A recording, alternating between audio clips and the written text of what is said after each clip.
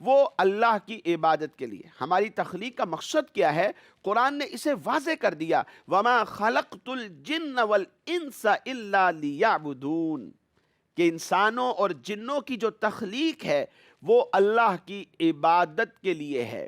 یعنی ہم یہاں اللہ کی عبادت کے لیے آئے ہیں۔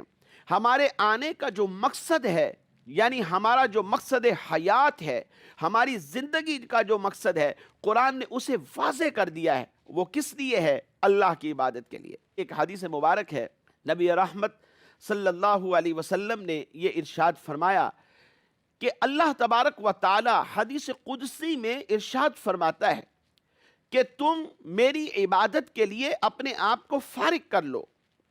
اس فارغ کرنے سے کیا ہوگا؟ یعنی ہم عبادت میں مصروف ہو جائیں، پھر ہمیں ملے گا کیا؟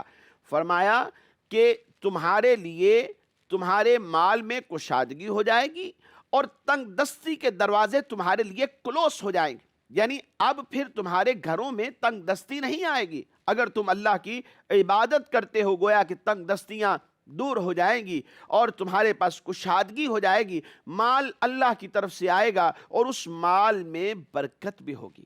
اور پھر اسی حدیث قدسی میں یہ بھی واضح کیا گیا کہ اگر تم نے ایسا نہ کیا، یعنی اپنی ذات کو میری عبادت کے لیے اگر فارغ نہ کیا، تو اللہ تبارک و تعالیٰ فرماتا ہے اس حدیث قدسی میں، تو پھر تمہارے ان ہاتھوں کو مصروفیت سے بھر دوں گا اور تمہارے لیے جو کشادگی کے دروازے ہیں وہ نہیں کھولے جائیں گے، اور پھر کیا ہوگا کہ تمہارے لیے جو تنگ دستی کے دروازے ہیں وہ بھی بند نہیں ہوں گے۔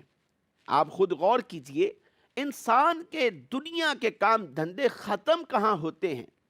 صبح 8 سے لے کے شام 4 بجے تک ڈیوٹی ہے، لیکن اس کے بعد بھی فارغ نہیں ہوتا، اس کے بعد بھی کام پر کام کرتا چلا جاتا ہے۔ آفیسز میں، جاب پر، اپنی ملازمتیں جہاں پر کی جاتی ہیں وہاں پر زیادہ ٹائم دیا جاتا ہے، اوور ٹائم لگتا ہے، بس اوقات تو رات 12 بج جاتے ہیں اور کام کرتے رہتے ہیں۔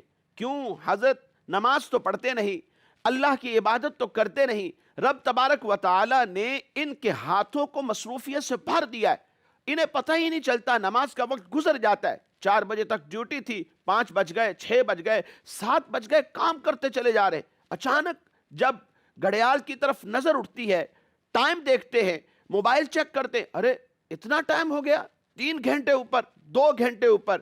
انسان کو پھر احساس ہی نہیں رہتا۔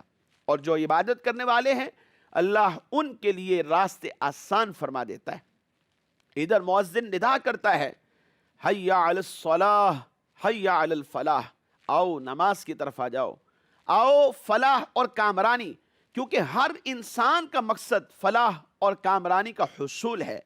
تو گویا مؤذن ہمیں بتا رہا ہوتا ہے کہ اگر کامیابی کسی چیز میں تلاش کرنا چاہتے ہو تو وہ نماز ہے، اور حدیث قدسی نے اس بات کو واضح کر دیا ہے کہ تم اللہ کی عبادت کے لیے اپنی ذات کو مصروف کرتے ہو تو پھر کیا ہوتا ہے؟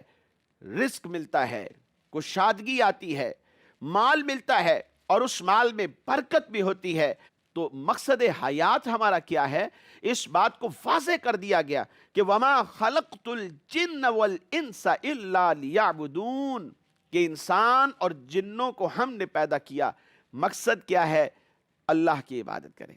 اور پیدا تو رب نے ہی کیا ہے، اِنَّا خَلَقْنَا الْإِنسَانَ مِن نُطْفَةٍ أَمْشَاجٍ نَبْتَلِيهِ فَجَعَلْنَاهُ سَمِيعًا بَصِيرًا۔